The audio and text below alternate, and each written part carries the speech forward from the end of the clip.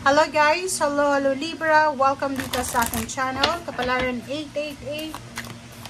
Welcome! Alamin natin kung anong messages, vibration, gabay energy para sa lahat. I hope na makuha mo yung energy. Okay, bittersweet. Libra. Libra, etong energy na to, lumabas to sa Pisces. Sinasabi dyan sa'yo ng baraha Libra na siguro sa buwan ng March 1 hanggang 15, mixed emotion yung nararamdaman mo.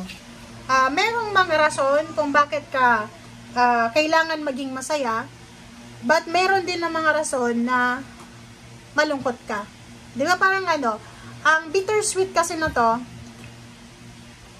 maraming rason para magsaya, pero hindi ka totally happy kasi alam mo na meron kang problema. Alam mo na sa likod ng kasiyahan na to, pag uwi mo ng bahay, meron kang iisipin na problema. Comment down below if you resonated. Okay, thank you.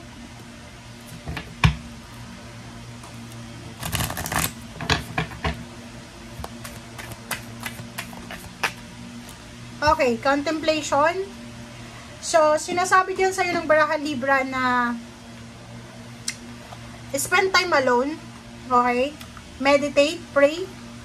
Yun ang nakikita kong message sa lahat from March 1 hanggang March 15 sa lahat ng zodiac signs. Yung iba, parang sinasabi sa kanila na mag-contemplate sila, mag-pray. Kung ikaw ay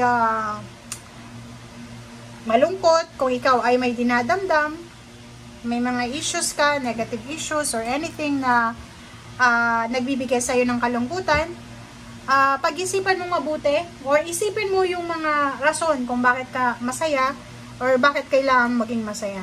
Okay? Kasi kung makikita mo dyan, mixed emotion ka eh. Hindi mo alam kung ano yung, kung magiging totally masaya ka ba or hindi. Kasi parang halimbawa, may mga celebration sa family, may kinakasal, mayroong fiesta, may birthday celebration, may binyagan, mayroong happy news sa pamilya, pero hindi ka masaya totally kasi may problema ka.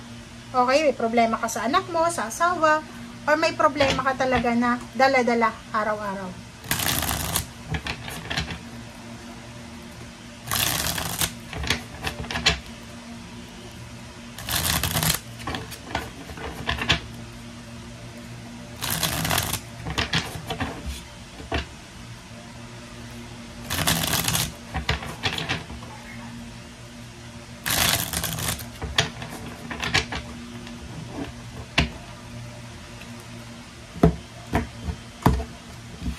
Okay. First card natin is Ten of Swords. So, nakikita ko sa'yo dito, Libra, na may pinagdaanan ka several months ago. Pwedeng 10 months ago or within 10 months, masyado kang nalungkot, nag-alala, or maraming rason kung bakit ka umiyak, or siguro nasaktan. But, sinasabi sa'yo dito ng barahan na oras na Libra para magkaroon ka ng recovery, ng closure. Ano man itong rason kung bakit ka malungkot, ano man itong rason kung bakit ka nag-aalala, oras na daw para makarecover ka dyan.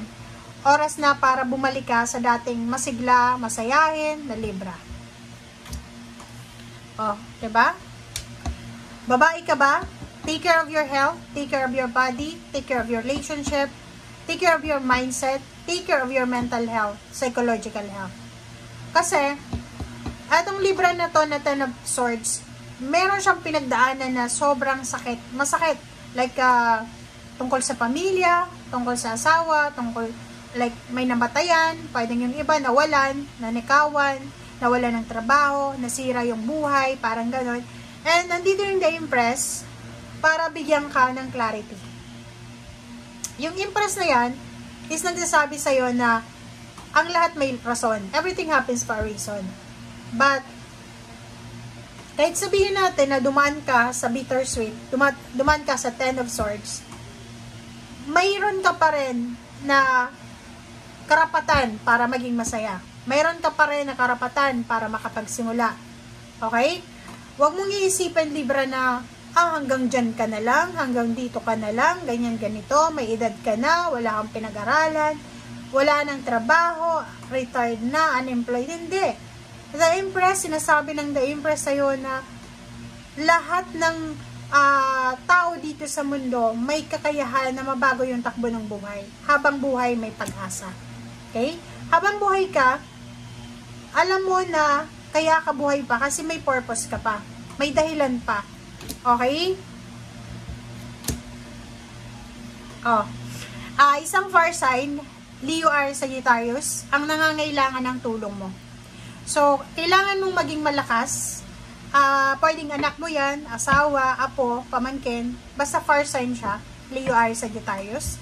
Kailangan niya yung kalinga mo. Kailangan niya yung pagmamahal mo and protection mo. Tingnan mo. Diba? So, nakikita ko sa'yo dito, Six of Cups. May iba sa inyo dito na gusto nyo nang makaalis dyan sa kinalalagyan nyo. Gusto nyo nang matapos kung ano man itong mga sufferings nyo. Gusto nyo nang matapos itong mga pagdurusan nyo. Sacrifices or anything na hindi maganda. Six of Cups to eh. And Queen of Swords, sinasabi na gusto mo nang makalaya. Pwedeng nasa sitwasyon ka na toxic, relationship na toxic, pamilyang walang katahimikan, trabahong sobrang bigat, financial problems, financial needs, scarcity. So, nakikita ko sa'yo dito na pagod ka na sa ganyang klaseng sitwasyon and gusto mo nang makaalis dyan, gusto mo nang mabago, makalaya, gusto mo na ng pagbabago. And Four of Torches, Four of Wands, sinasabi sa'yo dito ng barahan na yung nasirang pamilya ay pwede pang maibalik yan. Yung nasirang buhay, pwede pang maibalik yan. Like for example, hanggat buhay pa, yon, diba Libra? So sinasabi sa'yo dito ng baraha, hanggat buhay pa, tuloy lang ang buhay. Hanggat buhay pa, go lang ng go, strive harder. Okay?